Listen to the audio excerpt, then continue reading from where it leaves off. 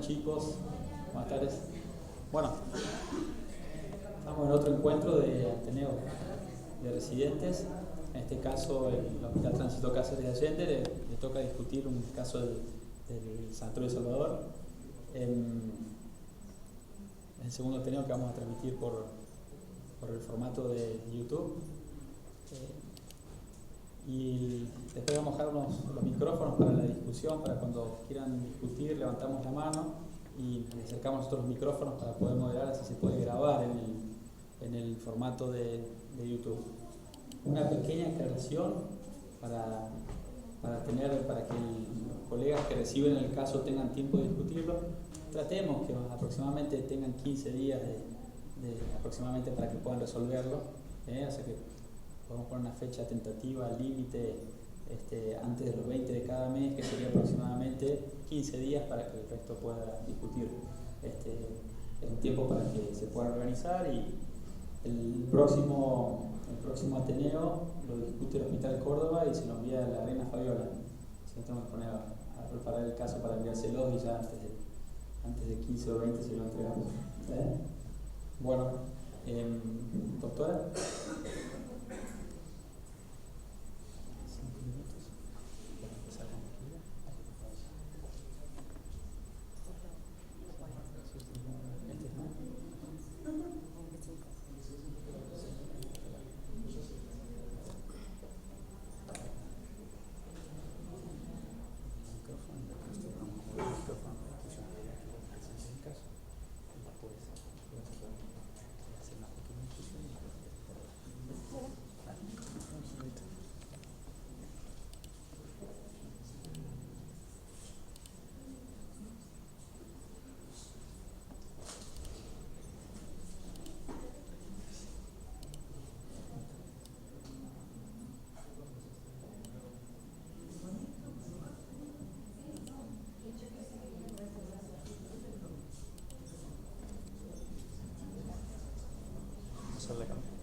No, es que ahí no te va a salir.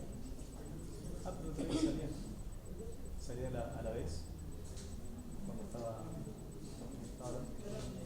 No, normalmente no sale directamente en internet. Bueno, buenas tardes, mi nombre es Mariel Suárez, soy residente de Clínica Médica del Hospital del Tránsito Cáceres de Allende. A nosotros nos toca discutir el caso que nos presentó el Hospital Salvador.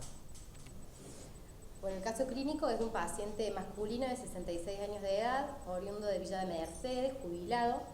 Tiene como antecedentes patológicos un TEPA, hipotiroidismo, aleteo auricular, diabetes no insulino requiriente, depresión mayor y diverticulosis. Como antecedentes quirúrgicos, resección transuretral de próstata y una cirugía abdominal secundaria a una herida por arma blanca. La medicación habitual del paciente es metformina, furosemida, valsartán, amiodarona, levotiroxina, pantoprazol, paroxetina, hierro, enoxaparina y prednisona. El paciente ingresa al hospital el día 26 de febrero del año 2016. Ingresa por guardia central, derivado desde Villa Mercedes, por presentar astenia, adinamia de 6 meses de evolución, asociado en los últimos 2 meses a disfagia para sólidos, en forma progresiva, sin alteración en la dilución para los líquidos, manifestando además pérdida de peso de aproximadamente 10 kilogramos del mismo tiempo de evolución. En el último mes refiere dificultad para deambular por adormecimiento de ambos pies hasta la región mareolar, por lo cual el paciente tiende al clinostatismo. Presentó varias internaciones en la ciudad de origen, en donde se objetivó deterioro progresivo de la función renal, caída del hematocrito y la hemoglobina, con requerimiento de transfusiones, no especificadas, e hipoaluminemia. Traía estudios previos que se habían realizado Un ecocardiograma con dilatación y sobrecarga leve de la aurícula izquierda con una fracción de eyección del 75%, un ataque de cerebro con ventrículos dilatados, atrofia cortical y subcortical, calota craneana sin alteraciones. Una ecografía abdominal que informaba esteatosis hepática, vía biliar con barro biliar, vaso aumentado de tamaño, líquido libre en fondo de saco de Douglas y aerocorea generalizada. También se le realizó una tomografía de tórax, de abdomen y pelvis. La TAC de tórax informaba una pequeña imagen redondeada de 13 milímetros en segmento apical del lóbulo inferior izquierdo, inespecífica, derrame pleural bilateral con atelectasia pasiva de ambos segmentos, múltiples imágenes ganglionares mediastinales menores a 10 milímetros y fino derrame pericárdico. Abdomen y pelvis, plenomegalia de 184 milímetros, un quiste renal simple derecho, imágenes ganglionares lateroaórticas menores a 10 milímetros y en ilíacas primitivas menor a 8 milímetros. Divertículos en colon sigmoideo y ligero incremento del tamaño de la próstata. Tenía serología negativa para VIH, virus de hepatitis B y virus de hepatitis C, IgG parasitomegalovirus de 156, IgM parasitomegalovirus negativo, un C3 de 100, C4 de 4,3, ANA negativo, anticuerpos anti-ADN negativo, ANCA-C positivo, ANCA-P negativo. Proteinuria de 0,3 gramos en 24 horas y albúmina de 2,4. Se le realizó una orina de 24 horas que informó una diuresis de 800 mililitros con proteinuria de 313 miligramos y proteinuria de Benz-Jones negativa. Proteínas totales en sangre de 2,8 y una albúmina de 1,8. Se le realizó una gamografía ósea corporal que informaba procesos inflamatorios y metabólicos degenerativos en el séptimo arco costal, un proceso traumático localizado, signos indirectos de pérdida en la relación fosfocálcica de los huesos, sospechosa de osteopenia moderada. Se le realizó una veda que tenía candidiasis esofágica grado 3, gastropatía congestiva moderada erosiva, reflujo bilodigestivo y no se tomó biopsia. Se le vuelve a realizar en febrero del año 2016 un ataque de abdomen y pelvis que informa moderado derrame pleural bilateral, el vaso aumentado de tamaño de 160 milímetros con morfología conservada, riñón derecho con quiste cortical de 22 milímetros, no adenomegalias, placas ateromatosas cálcicas en aorta abdominal, ligero aumento de la grasa perirrenal, fascia perirrenal posterior de manera bilateral y en menor medida, grasa mesentérica en región hipogástrica en posible relación a leve reacción inflamatoria de la misma. Se le realizó una colonoscopia donde se observan divertículos aislados a 15 centímetros del margen anal, pólipos de 0,3 pediculados, se realizó polipectomía y a 10 centímetros un pólipo sésil. También tenía hemorroides. De la polipectomía, la anatomía patológica informó un adenoma tubulovelloso. Al ingreso por la guardia del hospital, en el examen físico, tenía una tensión arterial de 130/90, 37 grados de temperatura, frecuencia respiratoria de 20 por minuto y cardíaca de 82 latidos por minuto. Las escleróticas estaban anictéricas, las conjuntivas pálidas, mucosa oral con humedad disminuida, palidez generalizada, toleraba el decúbito y tenía una marcha disbásica. Presentaba edemas de tipos discrásicos en miembros inferiores y pared abdominal. En el aparato respiratorio, la mecánica ventilatoria estaba conservada con murmullo vesicular positivo, sibilancias expiratorias e hipoventilación bivasal. El aparato cardiovascular presentaba los ruidos normofonéticos sin soplos, pulsos regulares y positivos.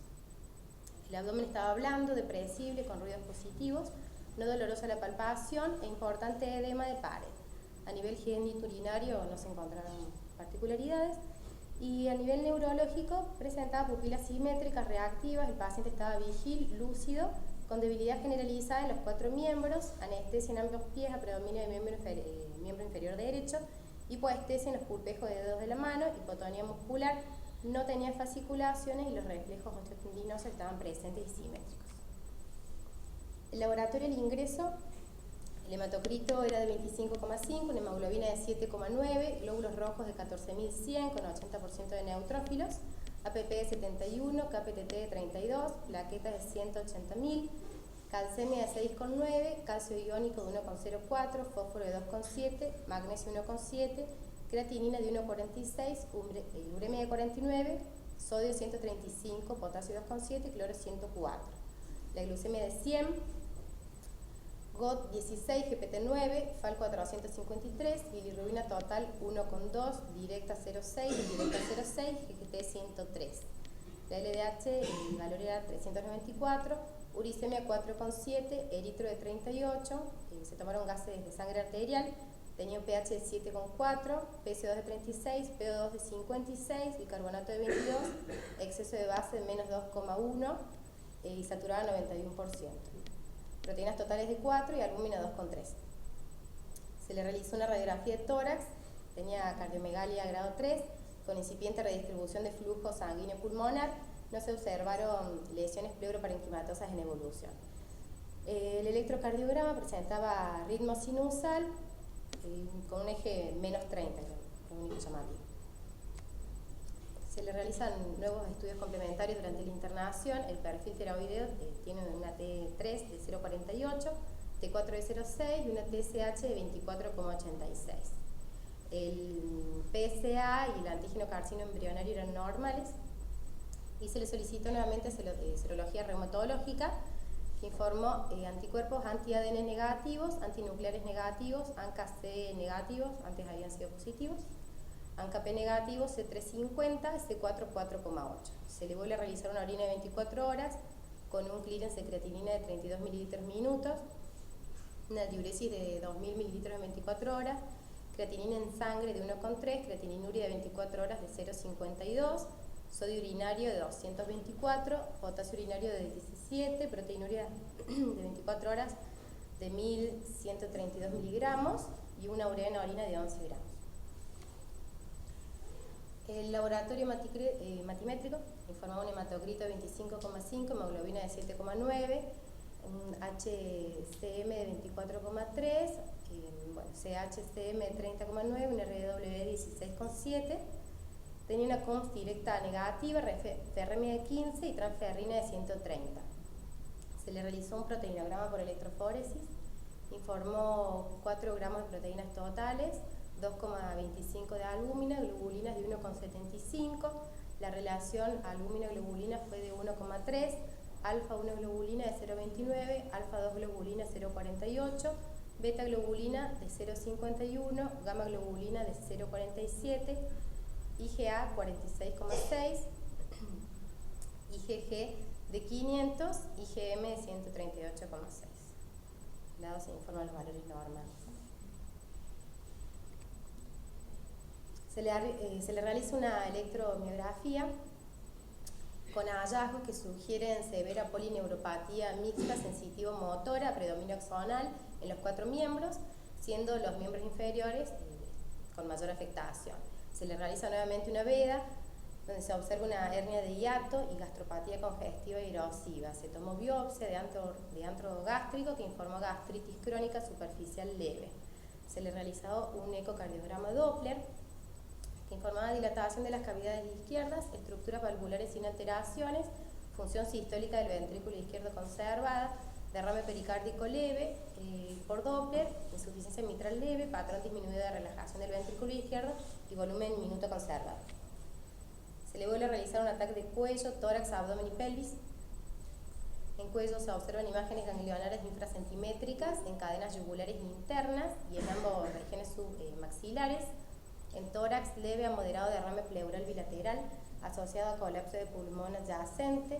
En ambos lóbulos superiores se identificó un tenue infiltrado en vidrio esmerilado, derrame pericárdico, imágenes ganglionares centrimétricas en la ventana aortopulmonar y pretraqueal.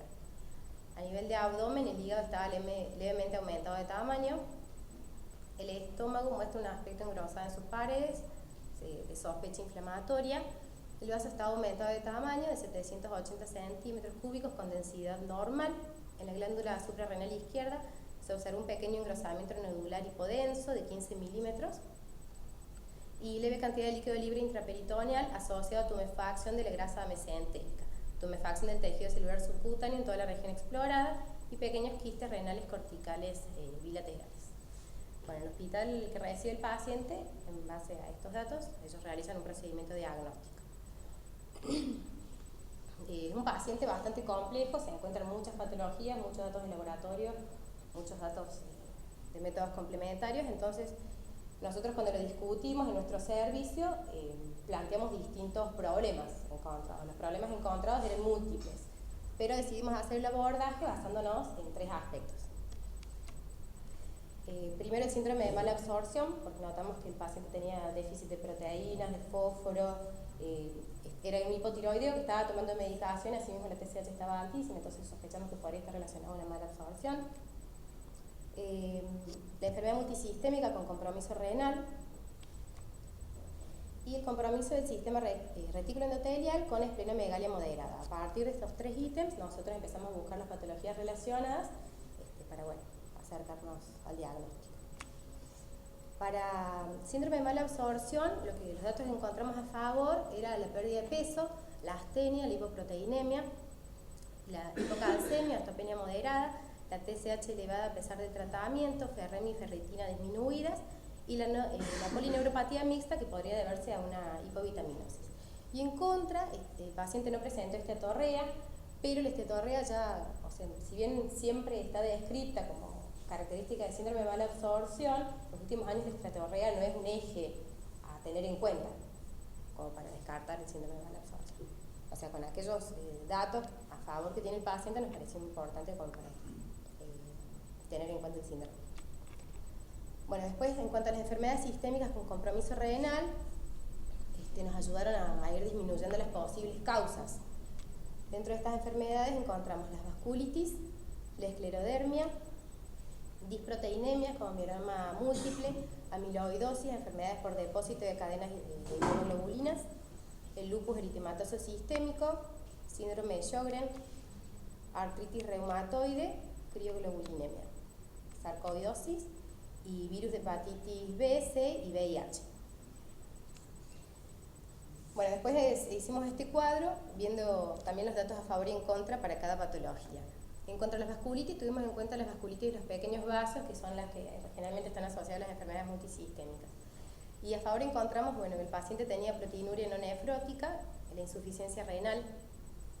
Para granulomatosis de Wegener tenía como positivo el dato de haber tenido el ANCA-C positivo, que después se negativizó. Nosotros no sabemos, nos queda la duda de si era por el tratamiento corticoide que recibe el paciente. Él estaba con medicación habitual de prednisona, no sabemos por qué, o si siguió durante la internación, entonces no sabemos cuánto puede haber influido eso en la negativización del ANCA-C. Y bueno, después que es masculino mayor a 55 años. Y en contra, la ausencia de hematuria, de hemorragia pulmonar, de compromiso de las vías aéreas superiores, de fiebre, manifestaciones cutáneas. Para la PAM tendría que tener ANCA-P positivo, para el Chura-Strauss también tendría que tener ANCA-P positivo. De todos modos, en las vasculitis de pequeños vasos, si bien la mayoría tienen ANCA-P y C positivos, no siempre, hay un 10 o un 15% que pueden estar negativos. Tampoco presenta asma, eosinofilia, hemorragia digestiva, dolor abdominal. Para esclerodermia, a favor que presentaba disfagia, el síndrome de mala absorción, la proteinuria no nefrótica, la insuficiencia renal y la fibrosis pulmonar, por este patrón intersticial de virus del hígado que tenía. En contra, que es más frecuente en pacientes femeninas de 35 a 45 años, que se asocia a enfermedad de Raynaud, no tiene manifestaciones cutáneas, no tiene ANAS, anti-SCL, 70, anti-RN polimerasa ni anti-RN. Para mieloma múltiple, a favor, masculino más de 50 años, la trombopatía, el paciente tenía el antecedente de TEPA, el síndrome constitucional y la anemia severa. Y en contra, la ausencia de dolor óseos, de fracturas, tigiodas, tenía la calota sin alteraciones, el ataque le habían hecho en la ciudad de origen, el eritro mayor a 100, generalmente el paciente tenía un eritro de 38, suelen tener proteína monoclonal que no se informa en el paciente y proteína de Ben-Jones que en él se informaban negativas. Para macroglobulinemia de Waldenström encontramos que a favor también mayor de 60 años.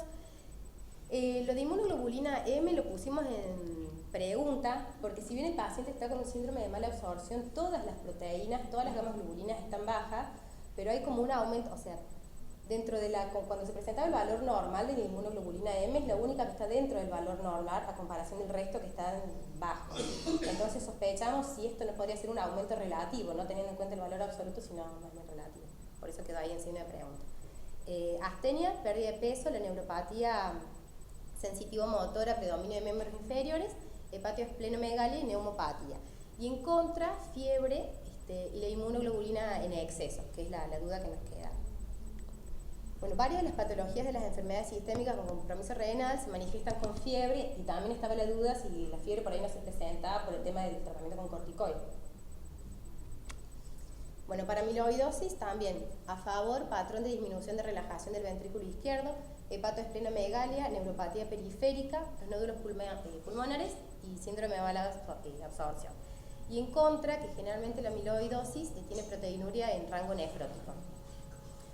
Para lupus, a favor, la proteinuria, síndrome anémico, derrame pleural y pericárdico. En contra, que se da en sexo femenino entre los 15 y 40 años, con ANAS, anti-ADN, anti-SM y antifosfolípidos positivos. Tiene CUMS negativa, porque si bien tiene un síndrome anémico, el se suele asociar anemia hemolítica. Y bueno, también tenía el LDH normal. No tiene artritis, serositis, fotosensibilidad ni rash cutáneo. En cuanto a la artritis reumatoide, a favor tiene pérdida de peso, la eritrina elevada y la neumopatía.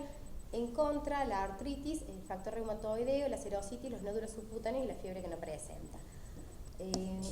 Después pensamos en síndrome de Sjögren, pero es como el menos característico. A favor, la insuficiencia renal con sedimento normal, que es lo más frecuente, y en contra, el compromiso poliglandular que no tiene y los anticuerpos anti-RO y anti-LA. Para crioglobulinemia, a favor los fenómenos trombóticos, el antecedente de TEPA, la neuropatía, síndrome constitucional, hipocomplementemia y proteinuria, y en contra, la inmunoglobulina poliomonoclonales, la enfermedad de Raynaud, púrpura, artralgias y hematuria. Para SAF, también tiene los fenómenos trombóticos y el fallo multiorgánico, y en contra, que no tiene el anticoagulante lúpico ni anticuerpos anticardiolípidas. Otra enfermedad pensada fue la sarcoidosis. A favor tiene pérdida de peso, neuropatía, adenopatías, hepatoesplenomegalia y el síndrome de mala absorción, y en contra, los granulomas no caseificantes. La única biopsia que tenía informada el paciente era la de estómago, en la última veda que se le realizó, que solamente informaba la gastritis.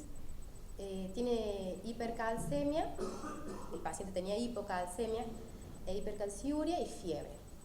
Y bueno, para los virus, a favor la adenopatía, pero tiene en contra la serología, que es negativa. Bueno, después en cuanto al tercer ítem que tuvimos en cuenta, que era la esplenomegalia de tamaño moderado, compromiso del sistema retículo endotelial, para hepatitis víricas, a favor tiene la astenia, en contra tiene la serología. Para hipertensión portal, a favor la esplenomegalia, en contra la cirrosis y clínica de hipertensión portal. Para anemia hemolítica, astenia y síndrome anémico, tiene CUMS negativa, bilirrubina normal, LDH normal. Para policitemia vera, los fenómenos trombóticos, y en contra el hematocrito mayor a 51, hemoglobina mayor a 18. Para enfermedad de Hodgkin, el síndrome consuntivo, masculino mayor de 50 años y adenopatías, y en contra la fiebre y el prurito. Para linfomas no Hodgkin, a favor tiene síndrome consuntivo, adenopatías y síndrome de mala absorción, y en contra la fiebre.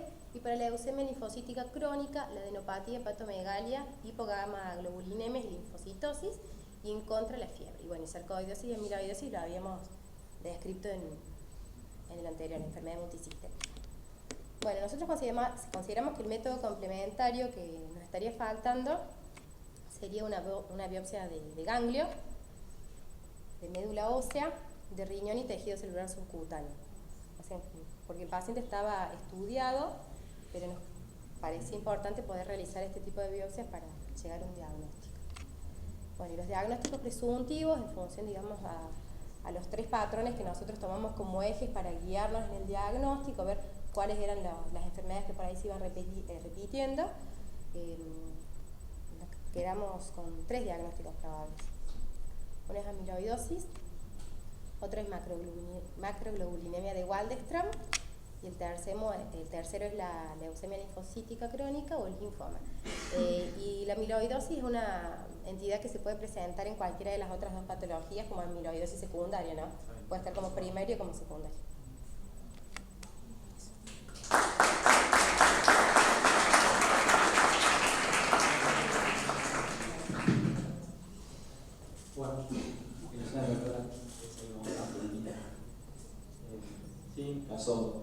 bastante complejo, interesante porque es un caso muy plurívoco.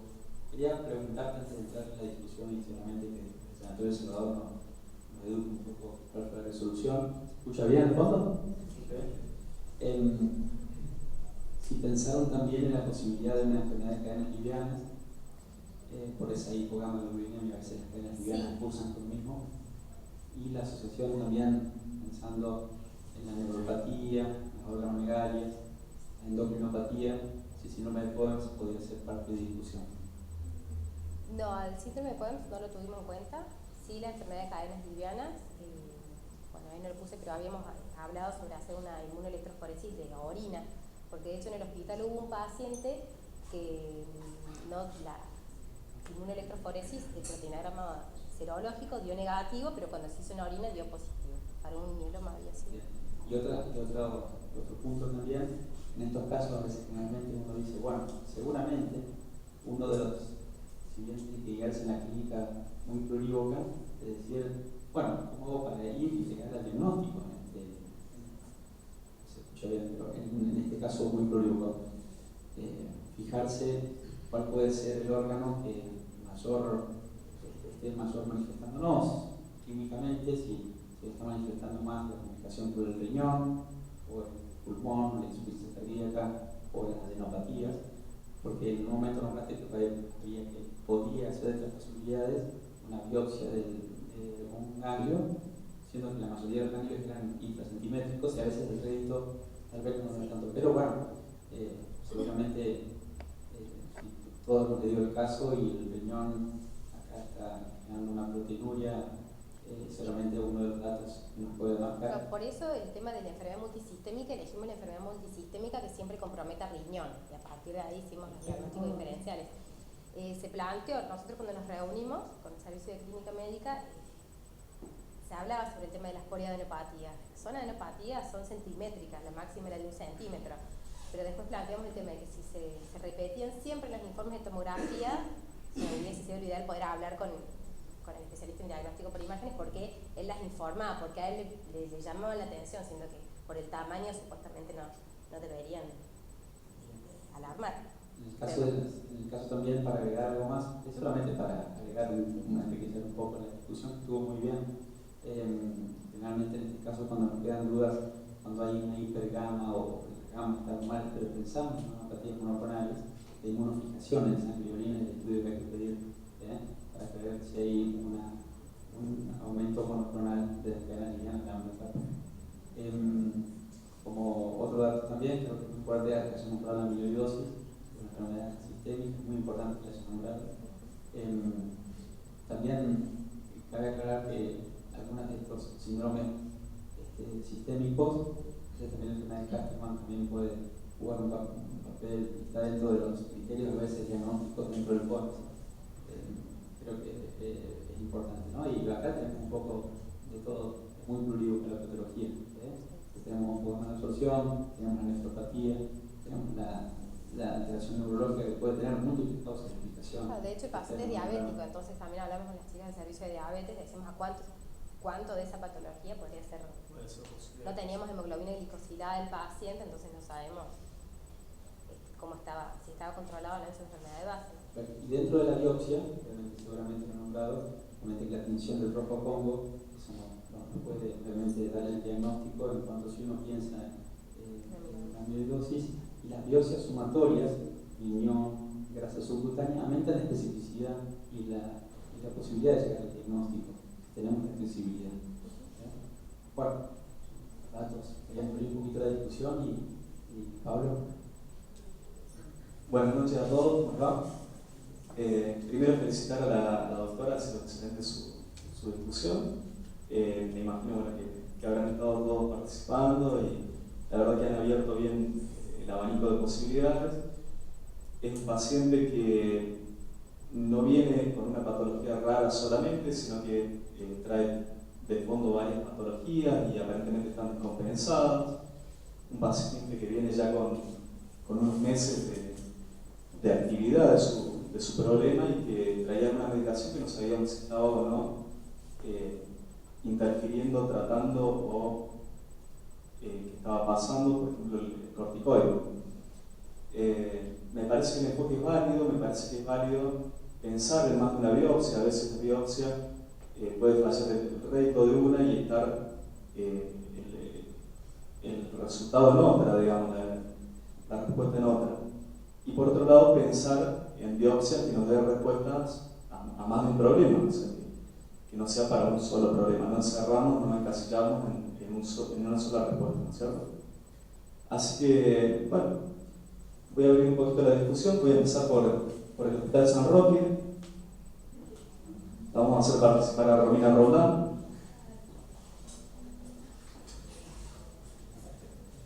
Bueno, no, lo que planteamos nosotros también es más o menos lo que dijo primero el doctor. Nos guiamos más que nada por dos diagnósticos, que es el de amiloidosis y el de mieloma, que en realidad tenía mucho para el mieloma y muchos datos que por ahí nos hacían tirar atrás del diagnóstico, pero igual de todas formas lo seguimos pensando y pensar en esto de buscar las cadenas ligeras y pensar en un mieloma no secretor también, porque se sospeche como hay con datos de gran sospecha, pero que no tengamos el pico molecular en el proteinograma. Las polineuropatías también un dato que nos faltaba, que no lo teníamos, era un dosaje de vitamina B12, por ahí pensamos en esa parte también, un sedimento de orina, pero tenía hematúria o no, era otro dato que nos faltaba. Y bueno, en relación al tema de la diabetes, también que no sabíamos la evolución, cuántos años de evolución tenía, y lo del corticoide, que Pablo también dijo, son datos que nos faltaban. Bueno.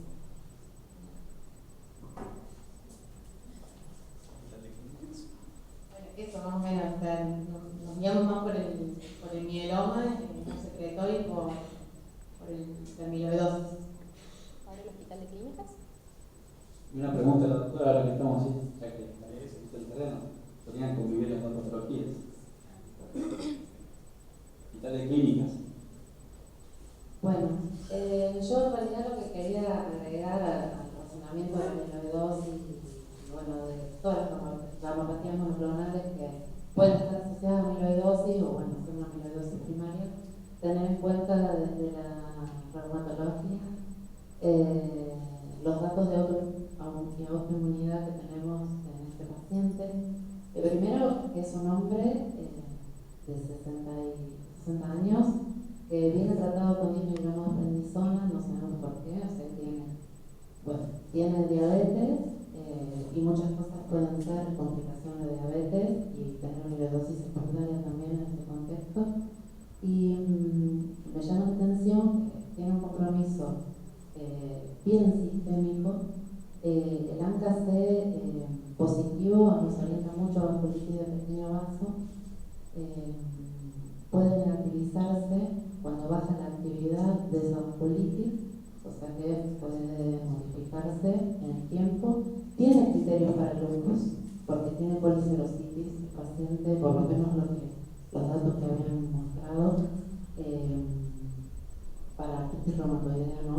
Y sí puede ser un síndrome de Sjögren, que en estadios más con compromiso sistémico, en estadios más terminales, por ahí no nos muestra o no tenemos el dato del síndrome seco y tenemos vasculitis con compromiso preglobulínémico que baja el complemento y en este paciente tenemos un C4 bajo en más de una determinación y se asocia por gamma globulinemia en complicación tardía que puede ser un linfoma, un linfoma hiperactivo. Entonces agregar eso como también tener en cuenta para hacer diagnóstico diferencial.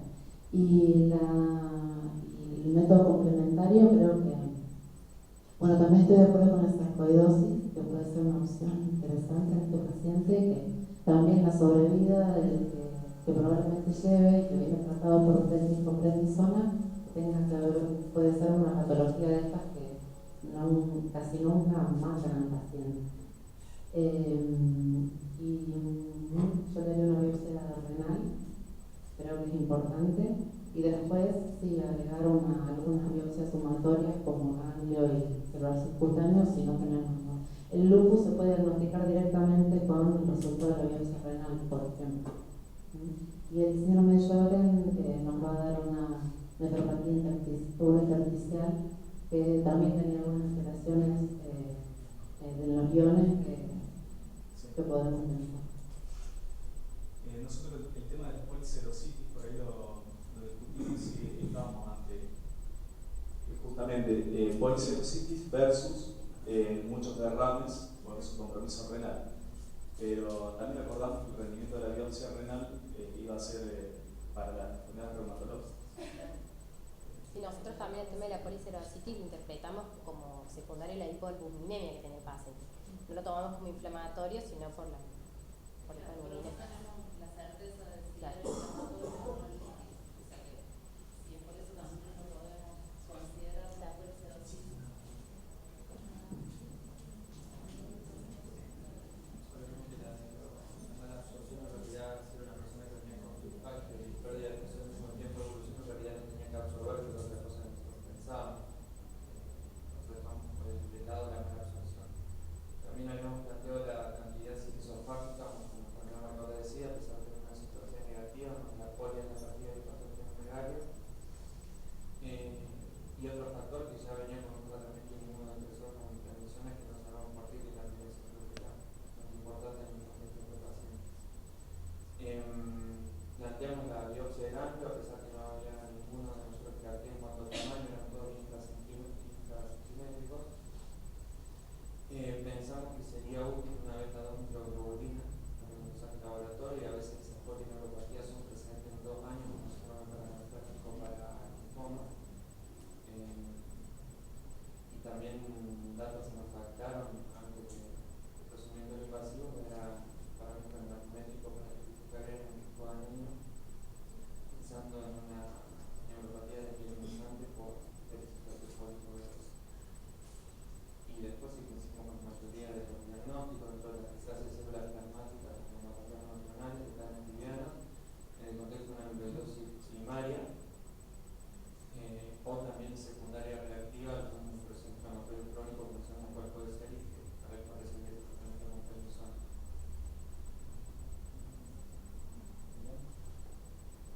Hay casos que uno toma, o por lo menos estudia a través de un síntoma guión, ¿no? Descarta algunos síntomas y empieza. Este caso me parece que la mayoría lo ha abordado diferente. Es como que buscamos los compromisos y a partir de ahí, es decir, compromiso renal más, y a partir de ahí se fue estudiando. Creo que más o menos todos hemos hecho lo mismo, ¿no? Pero por ahí el síntoma guión que era la disfagia con la vega negativa, o sea, negativa digamos para algo orgánico fuera de la candidasa, ¿no? Nos dejaba un poco fuera el problema. ¿Sí? No tenemos un estudio de motilidad, ¿sí? Aunque sí tenía una hernia hiatal. ¿Qué más? ¿Quién se suma? Me he tenido el micrófono, ¿no? ¿Por allá? Misericordia, ¿por dónde anda?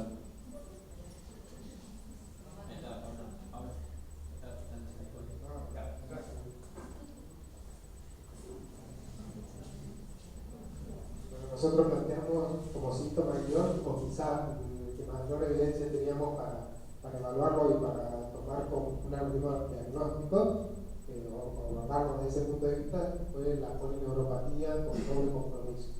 El doble compromiso sensitivo y motor, que si bien patologías que han nombrado hasta acá, todas tienen ese compromiso, nos pudieron ayudar bastante. Con respecto a la biopsia, el riñón indudablemente creo que sería la de oferta, creo, porque los ganglios sí son intracentimétricos, quizá el hígado nos ofrece demasiada información, pero sí, yo creo que nosotros trabajamos muchas, a partir de, como digo, de abordar como neuropatía, trabajamos muchas posibilidades, inclusive por antecedentes del Hospital Misericordia, una paciente que por depresión y anorexia hizo un déficit multifactorial que terminó por desarrollar polineuropatía, la pérdida de peso, el síndrome consultivo. Este paciente perdió 10 kilos en 2 meses por ende de una desnutrición importante, la definición, quizás el compromiso de la cándida que se dio al principio tenga algo que ver su disposición también o el uso con tipo electrónico. Sí, la verdad que se podía abordar un montón de lugares, pero nosotros optamos por el compromiso político local.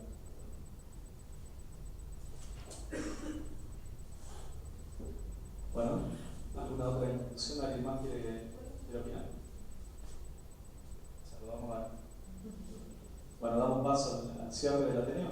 ¿Parece? ¿Alguien más quiere decir algo? Es el momento. Bueno. Seguimos. Bien. Entonces, Salvador, una resolución del caso.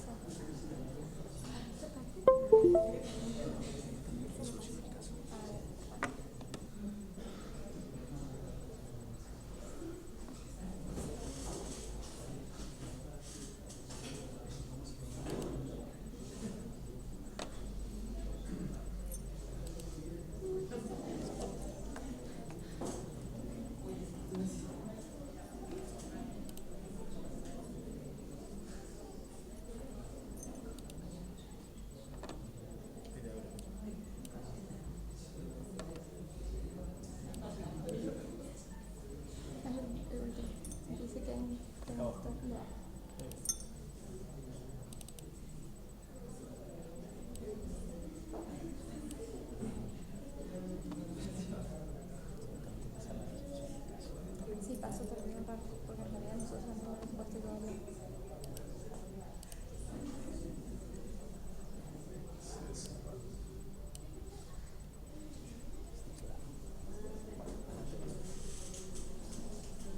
Bueno, buenas noches a todos. Mi nombre es María Jugos, soy residente de Clínica Médica del Sanatorio del Salvador y bueno, vamos a hacer la resolución del caso complicado.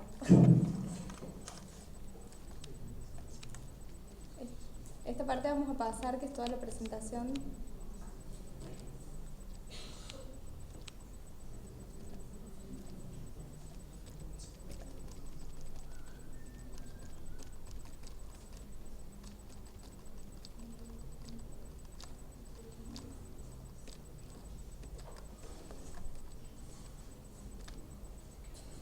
Bueno, nosotros también cuando hemos recibido al paciente con toda la clínica que presentaba, todos los estudios que traía y demás, también tenía un compromiso multisistémico, entonces nos hemos planteado distintos problemas que son el síndrome anémico, la insuficiencia renal progresiva, síndrome consuntivo, polineuropatía mixta, sensitivo-motora y policerositis.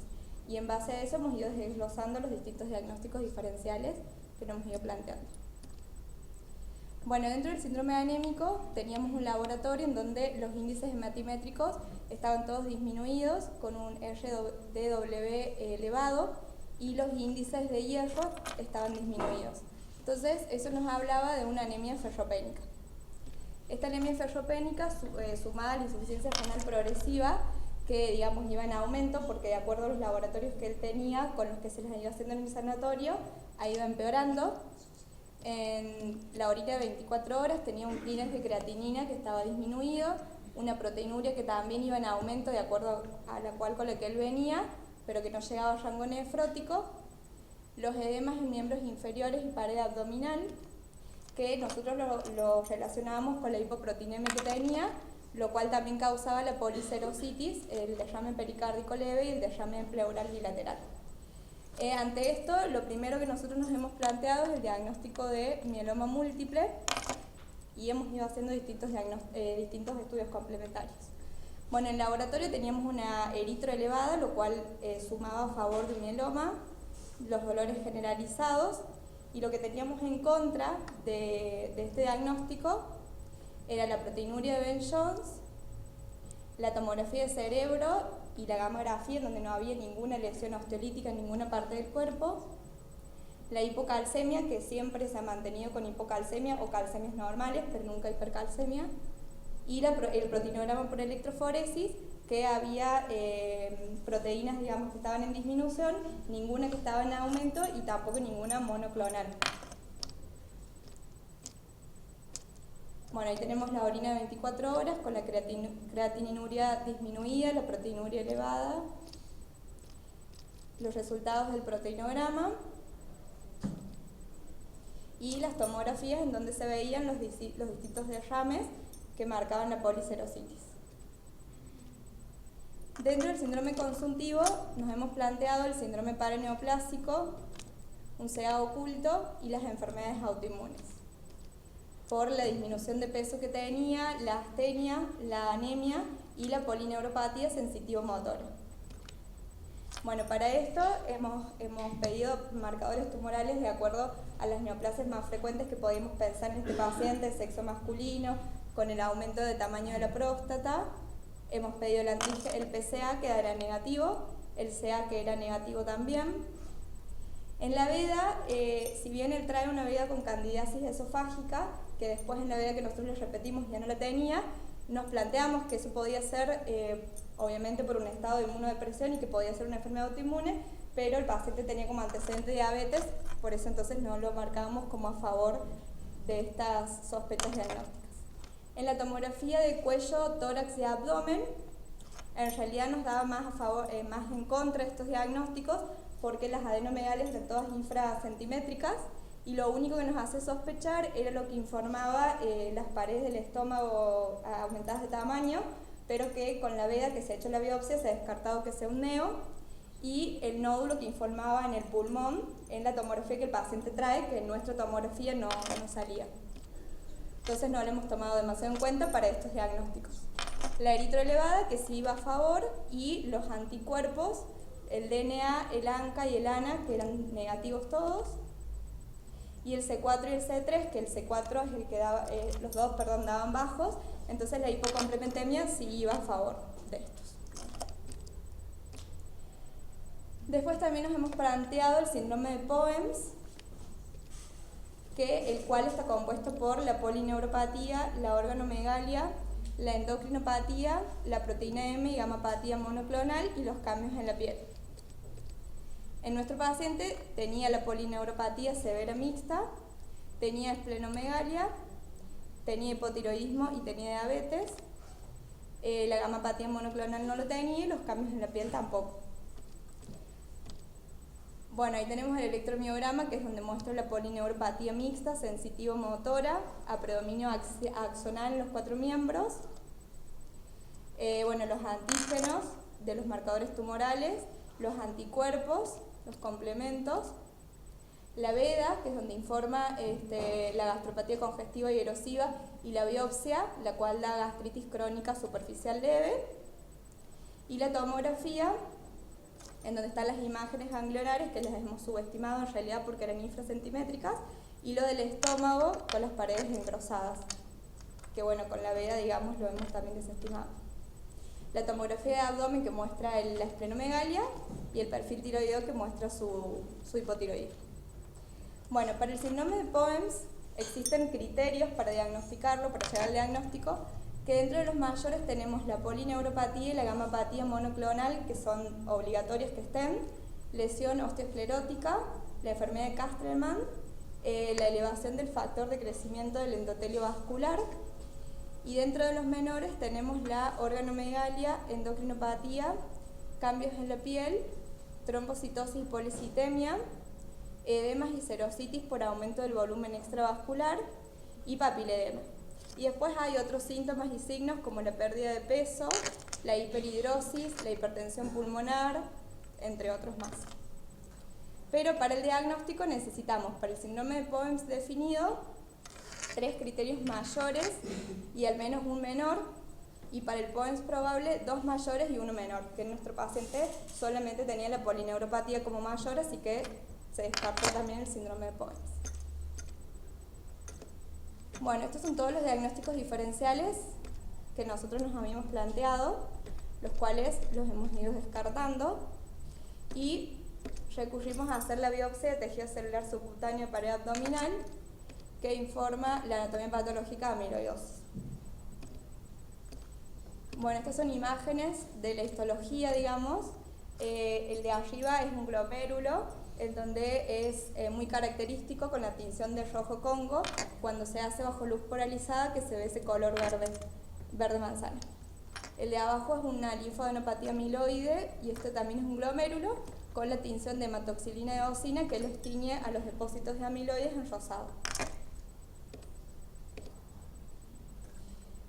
Bueno, dentro de amiloidosis es una enfermedad de etiología desconocida que se caracteriza por el depósito de sustancia amorfa en los espacios extracelulares de diversos órganos y tejidos que van a ir generando distintas alteraciones funcionales en donde se deposita. Es una enfermedad infrecuente, la mayoría de los pacientes que tienen amiloidosis es una amiloidosis primaria, el 5% puede tener una amiloidosis secundaria y menos del 5% una amiloidosis familiar.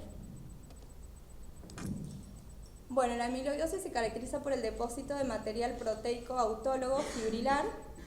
Esta sustancia se compone de dos componentes.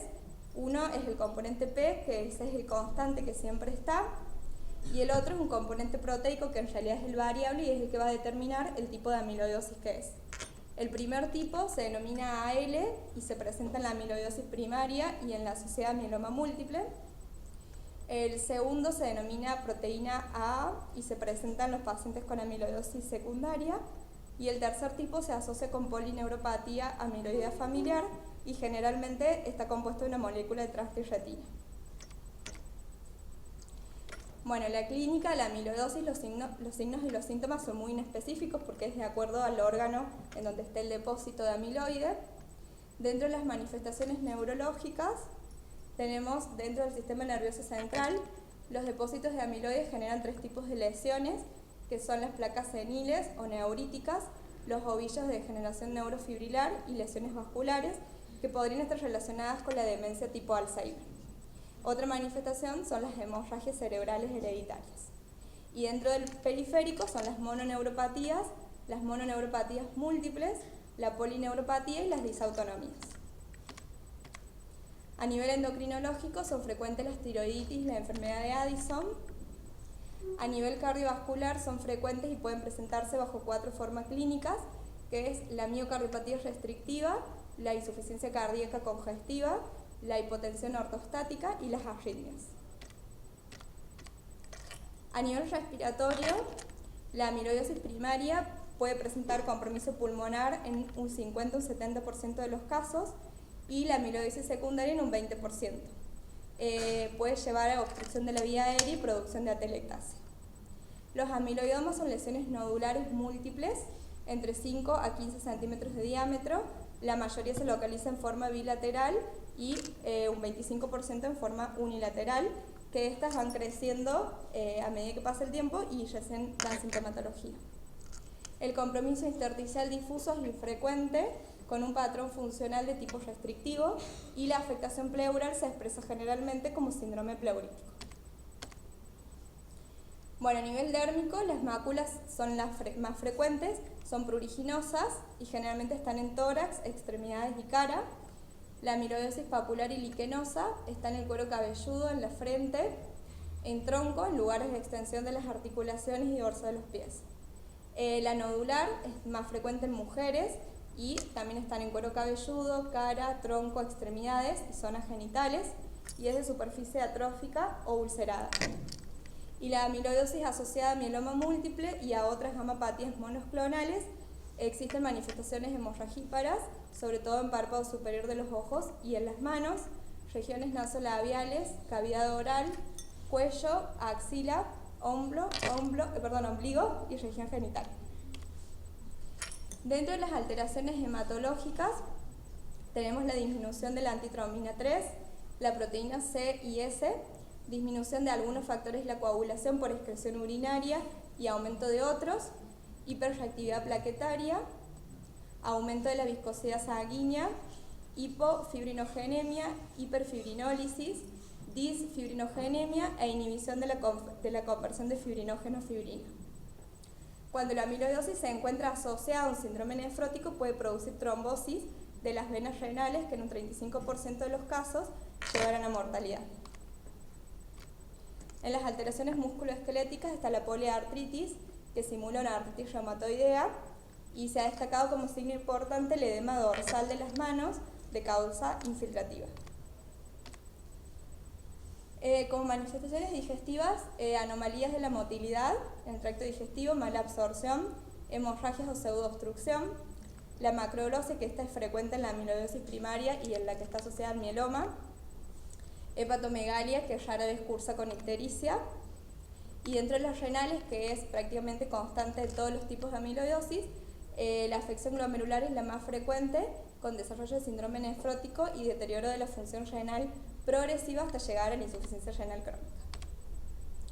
Bueno, para el diagnóstico básicamente se hace con la sospecha clínica, porque los síntomas son muy multisistémicos. Se hace en el 80% de los casos biopsia de la grasa subcutánea, que si esta nos da negativa se puede optar por hacer biopsia de la mucosa oral, de la biopsia rectal y biopsia del órgano afectado, más afectado. Si nos da positiva la biopsia, se hace un proteinograma e inmunofijación sérica y urinaria y un mielograma. Se ve el componente monoclonal y el depósito de la cadena ligera de inmunoglobulinas, que si esto nos da negativo, se trata de una amiloidosis familiar o una amiloidosis secundaria, y si esto nos da positivo, se trata de una amiloidosis primaria. Los objetivos del tratamiento son reducir la síntesis de la proteína precursora de las fibrillas amiloides, evitar el depósito y la polimerización de la misma en las fibrillas amiloides y el tratamiento sintomático de los órganos afectados. El tratamiento estándar para los pacientes que no son candidatos al trasplante, porque en realidad no hay un protocolo establecido para qué pacientes venir o no al trasplante, es la asociación del melfalán y la prednisona con el 65% de sobrevida al año.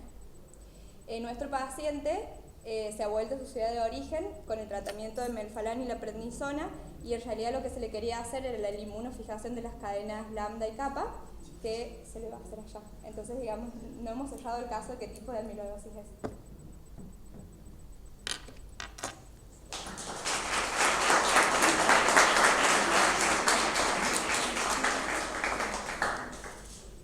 Bueno, muy interesante el caso, como sabes.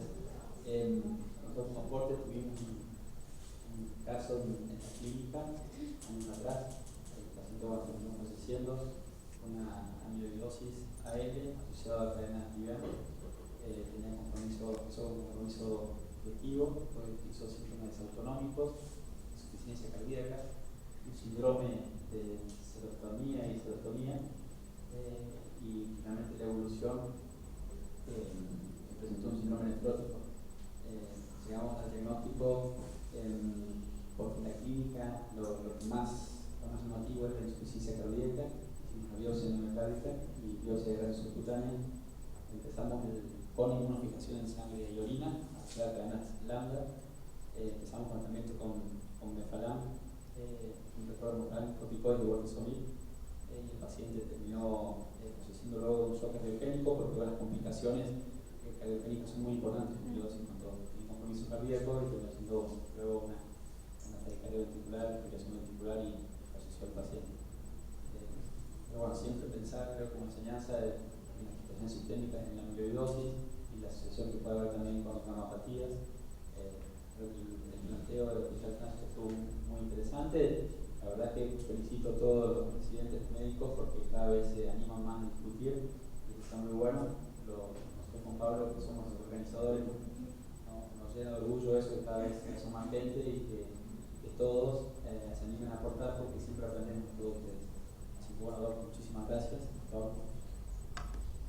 Bueno, felicitar primero a la doctora, que me gustó mucho la disertación. Y bueno, fundamentalmente de todos los diagnósticos posibles que había, este era el que nos dejaba un final abierto, porque bueno, nos falta saber si es primario o secundario, eso respecto al caso. Y bueno, aprovechar para mandar unos cordiales saludos a toda la gente que nos está siguiendo de distintos lugares del país, y también a las sociedades que junto con nosotros integran el foro de medicina clínica en Buenos Aires, Rosario y Santa Fe, que siempre participan, y también les recordamos que la AMIR, que es la sociedad de Rosario, Sí, y también la costa atlántica y Venado Tuerto. También hace este tipo de ateneo y también lo está televisando a través del canal de YouTube, así que los pueden seguir también, van a retomar la actividad de agosto. ¿Sí?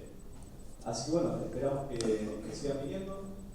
No sé si alguien quiere agregar algo, contar algo del caso, de la presentación del ateneo.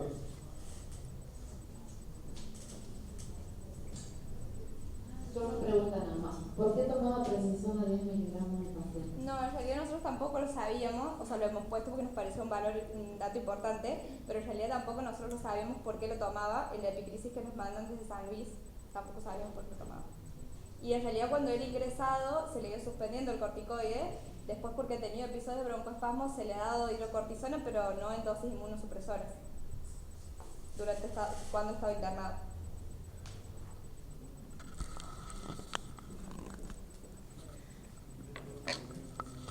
Recordar también el compromiso pulmonar, a veces la amiloidosis también, como enfermedad artificial, a veces puede usar una microprecipitación y ser dado de vidrio eliminado,